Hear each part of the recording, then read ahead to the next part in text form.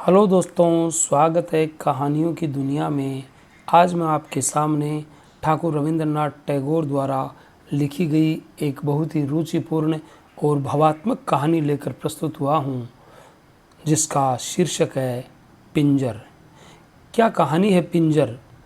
इसको आप पूरा सुनेंगे तभी समझ पाएंगे, इसलिए कहानी को अधूरा बीच में न छोड़ें और पूरा सुनने का प्रयास कीजिएगा। शुरू करते हैं कहानी पिंजर। जब मैं पढ़ाई की पुस्तकें समाप्त कर चुका तो मेरे पिता ने मुझे वैद्यक सिखानी चाहिए और इस काम के लिए एक जगत के अनुभवी गुरु को नियुक्त किया गया। मेरा नवीन गुरु केवल देसी वैद्यक में ही चतुर न था, बल्कि डॉक्टरी भी जानता था।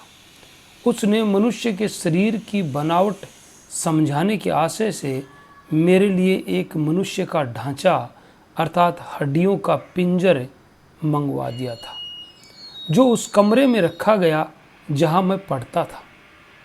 साधारण व्यक्ति जानते हैं कि मुर्दा विशेषतः हड्डियों के पिंजर से कम आयु वाले बच्चों को जब वे अकेले हों कितना अधिक भय लगता है, ये बताने की ज़रूरत नहीं है। स्वभावतः मुझको भी डर लगता था और आरंभ में मैं कभी उस कमरे में अकेला न जाता था। यदि कभी किसी आवश्यकतावश जाना भी पड़ता तो उसकी ओर आंख उठाकर न देखता था। एक और विद्यार्थी भी मेरा सहपाठी था, जो बहुत निर्भय था। वह कभी उस पिंजर से भयभीत न होता था और कहा करता था कि इस पिंजर की सामर्थ्य ही क्या है जिससे किसी जीवित व्यक्ति को हानि पहुंच सके। अब भी हड्डियां हैं, कुछ दिनों पश्चात मिट्टी हो जाएंगी। किंतु मैं इस विषय में उससे कभी सहमत नहीं हुआ और सर्वदा यही कहता रहा कि यह मैंने माना कि आत्मा इन हड्डियों से विलग हो गई है, तब भी जब तक ये विद्यमान है वह समय असमय पर आकर अपने पुराने मकान को देख जाया करती है। मेरा ये विचार प्रकट में अनोखा या असंभव प्रतीत होता था और कभी किसी ने ये नहीं देखा कि आत्मा फिर अपनी हड्डियों में वापस आई हो। किंतु ये एक अमर घटना है कि मेरा विचार सत्य था और सत्य निकला। कुछ दिनों पहले की घटना है कि रात को गारस्थ आवश्यकताओं के कारण मुझे उस कमरे में सोना पड़ा। मेरे लिए ये नई बात थी, अतः नींद न आई और मैं काफ़ी समय तक करवटें बदलता रहा। यहाँ तक कि समीप के गिरजाघर ने 12 बजाए। जो लैंप मेरे कमरे में प्रकाश दे रहा था वह मध्यम होकर धीरे धीरे बुझ गया। उस समय मुझे उस प्रकाश के संबंध में विचार आया कि क्षण भर पहले वह विद्यमान था, किंतु अब सर्वदा के लिए अंधेरे में परिवर्तित हो गया। संसार में मनुष्य जीवन की भी यही दशा है, जो कभी दिन और कभी रात के अनंत में जा मिलता है। धीरे धीरे मेरे विचार पिंजर की ओर परिवर्तित होने आरंभ हो गए। मैं हृदय में सोच रहा था कि भगवान जाने ये हड्डियां अपने जीवन में क्या कुछ न होंगी। सहसा मुझे ऐसा ज्ञात हुआ जैसे कोई अनोखी वस्तु मेरे पलंग के चारों ओर अंधेरे में फिर रही है। फिर लंबी सांसों की ध्वनि, जैसे कोई दुखित व्यक्ति सांस लेता है, मेरे कानों में आई और पाँवों की आहट भी सुनाई दी। मैंने सोचा ये मेरा भ्रम है और बुरे स्वप्नों के कारण काल्पनिक आवाज़ें आ रही हैं, किंतु पाँव की आहट फिर सुनाई दी। इस पर मैंने भ्रम निवारण हेतु उच्च स्वर में पूछा, कौन है? ये सुनकर वह अपरिचित शक्ल मेरे समीप आई और बोली, मैं हूँ।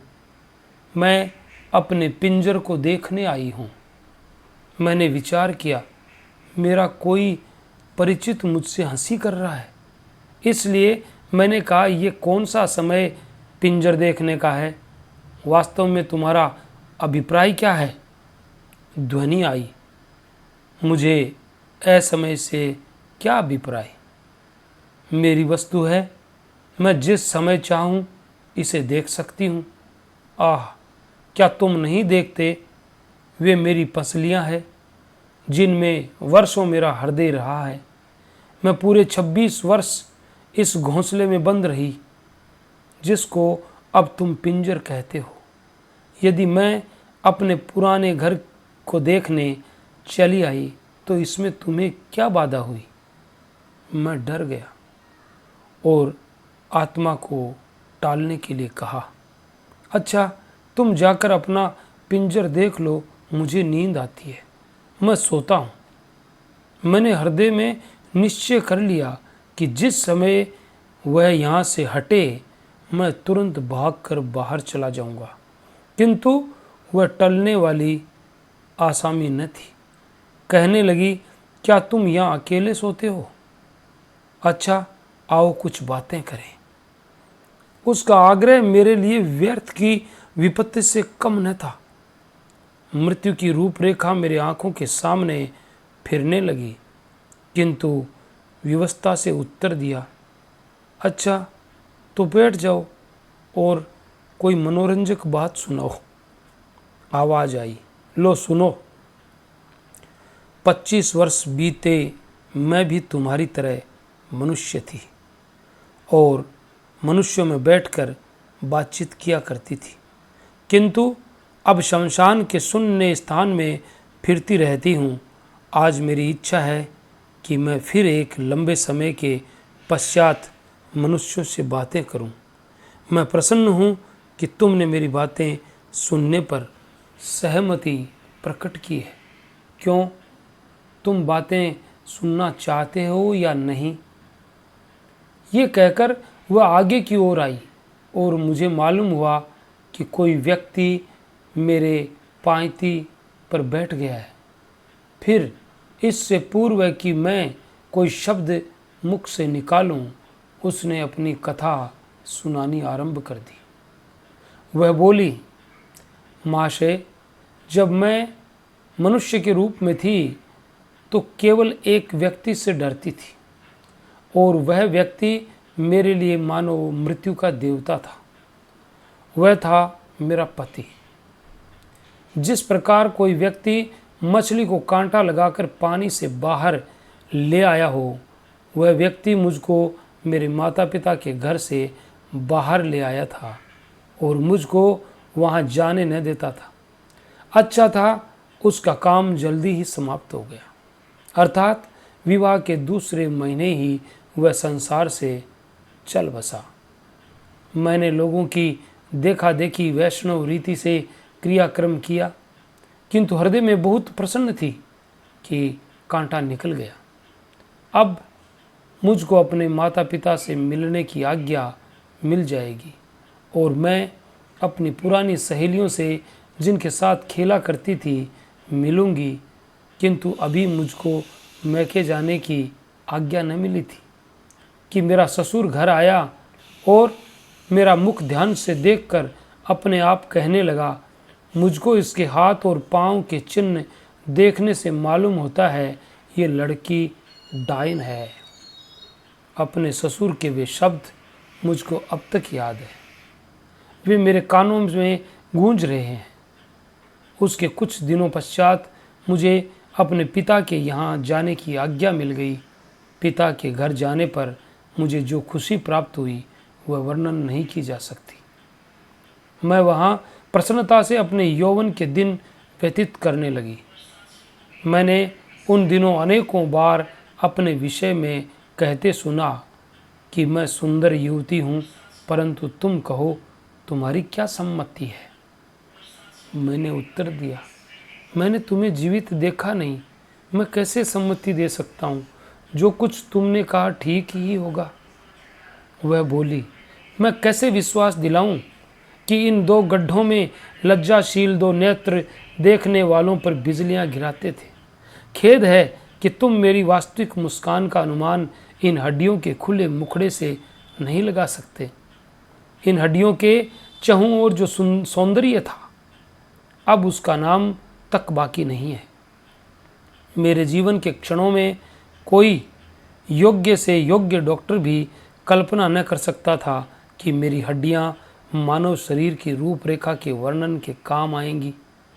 मुझे वह दिन याद है जब मैं चला करती थी तो प्रकाश की किरणें मेरे एक एक बाल से निकलकर प्रत्येक दिशा को प्रकाशित करती थी। मैं अपनी बाहों को घंटों देखा करती थी। आह, ये वे बाहें थी जिसको मैंने दिखाई अपनी ओर आसक्त कर लिया। संभवतः सुभद्रा को भी ऐसी बाहें नसीब न हुई होंगी। मेरी कोमल और पतली उंगलियां मृणाल को भी लजाती थी। खेद है कि मेरे इस नग्न ढांचे से तुम्हें मेरे सौंदर्य के विषय में सर्वथा झूठी सम्मति निर्धारित करने का अवसर दिया। तुम मुझे यौवन के क्षणों में देखते तो आंखों से नींद उड़ जाती और वैद्यक ज्ञान का सौदा मस्तिष्क से अशुद्ध शब्द की भांति समाप्त हो जाता। उसने कहानी का तारतम्य प्रवाहित रखकर कहा, मेरे भाई ने निश्चय कर लिया था कि वह विवाह न करेगा और घर में मैं ही एक स्त्री थी।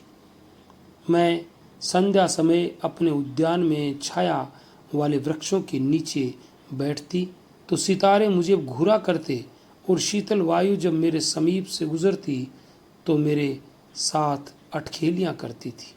मैं अपने सौंदर्य पर घमंड करती और अनेकों बार सोचा करती थी कि जिस धरती पर मेरा पांव पड़ता है, यदि उसमें अनुभव करने की शक्ति होती तो प्रसन्नता से फूली न समाती।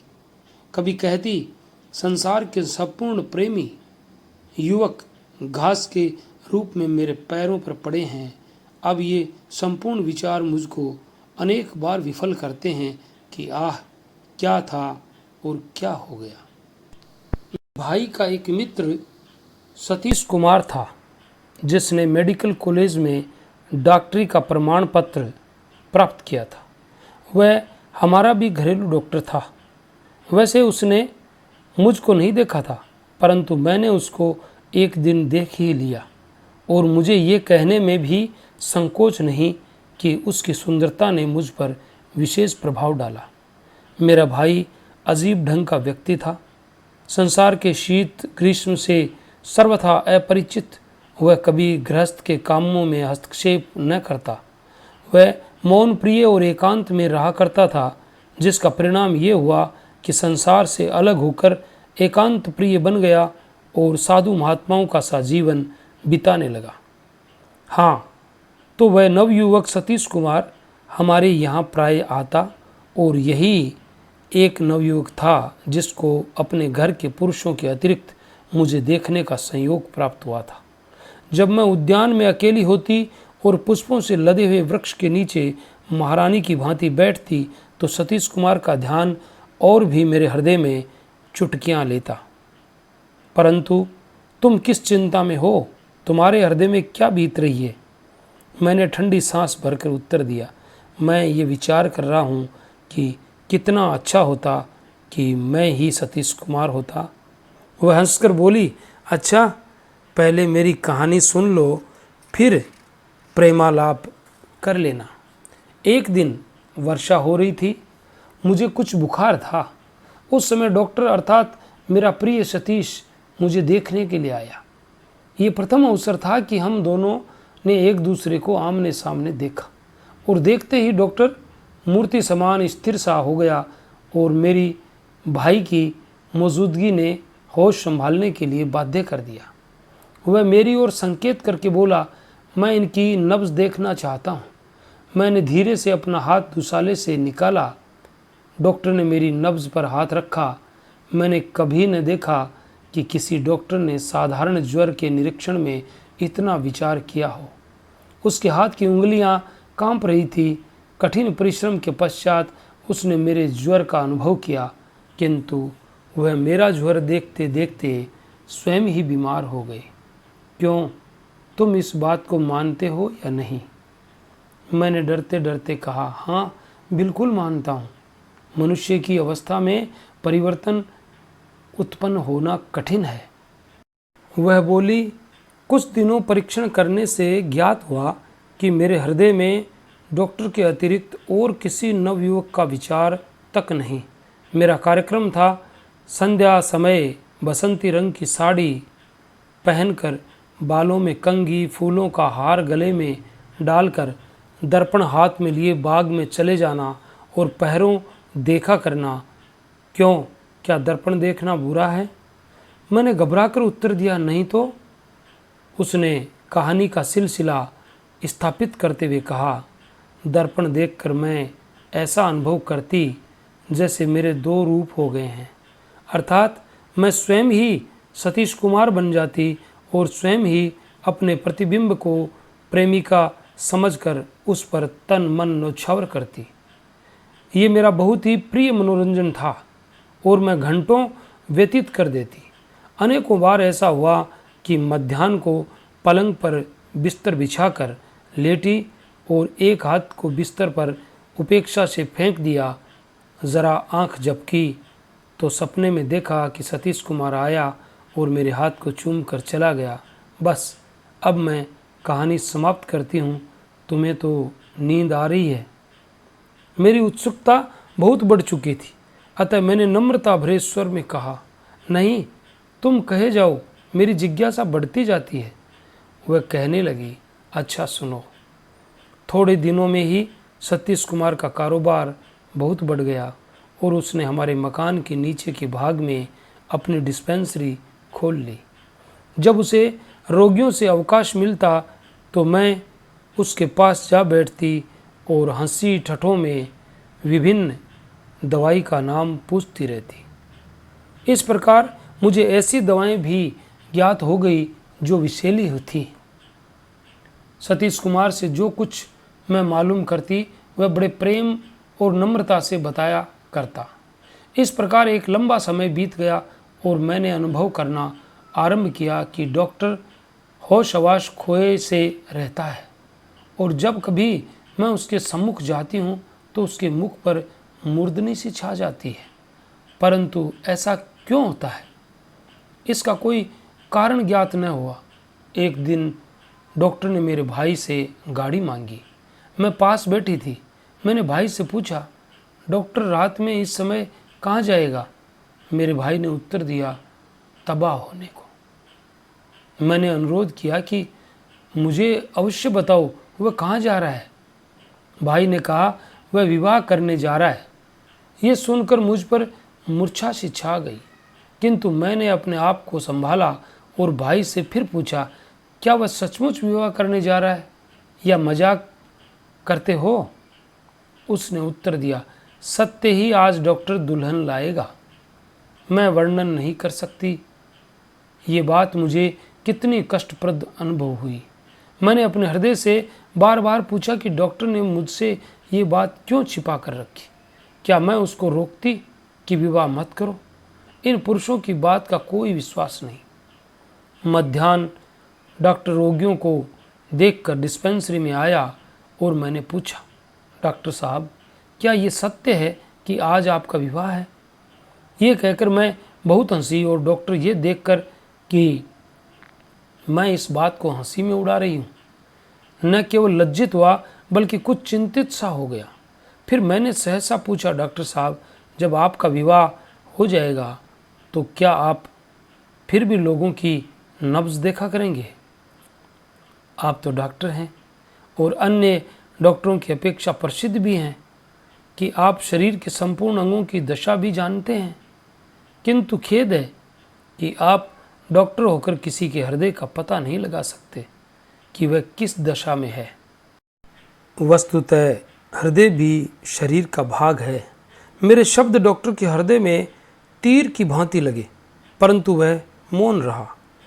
लगन का मुहूर्त बहुत रात गए निश्चित हुआ था और बारात देर से जानी थी।